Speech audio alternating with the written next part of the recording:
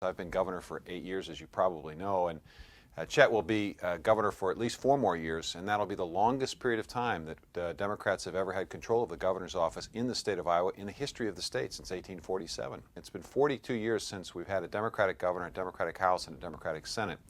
And the possibilities with that combination are endless. We're looking forward to a continuation of the progress that we've made in the last 8 years. Iowa now ranks second in the nation in terms of health care coverage for its citizens, and Chet wants to expand that opportunity by making sure that every child in our state has health care insurance. We've made efforts to improve our education system, starting with our Strong Start initiative, early childhood. We also reduced class sizes in the early grades, and we saw the test scores of our youngsters improve. And now we've focused on rigor and relevance of the high school experience. What Chet wants to do is he wants to continue the work that we started in raising teaching salaries to make sure that we can attract the brightest and best into our classroom. In addition to that, Chet has an opportunity to continue the progress that we've started with renewable energy. Again, as you may know, Iowa now ranks #1 in the nation for renewable fuel production. We produce more ethanol, more soy diesel than anybody else in the country. Chet wants to take that one step further. He wants Iowa to be the first state to be really independent of foreign oil, which would provide great direction to the country. We're also #1 in wind energy in terms of electricity generated from wind per capita.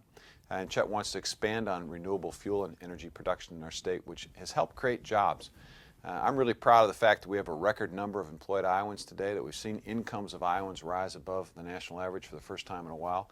He's going to focus on raising the minimum wage, something that a Democratic legislature will be very supportive of. For the first time in 12 years, the state of Iowa now has more registered Democrats than Republicans, and I think that trend is going to continue. You know, elections aren't just simply won because you've got great ideas. You really need party organization and structure.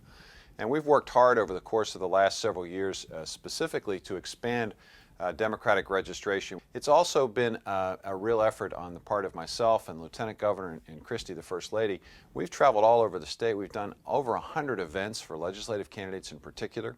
Over the course of the last 4 or 5 months, we've raised a lot of money, obviously, for our legislative candidates and a substantial amount of money for the gubernatorial race. And so all of that work is required in order to have success, in order to take a state that has been historically red, then purple.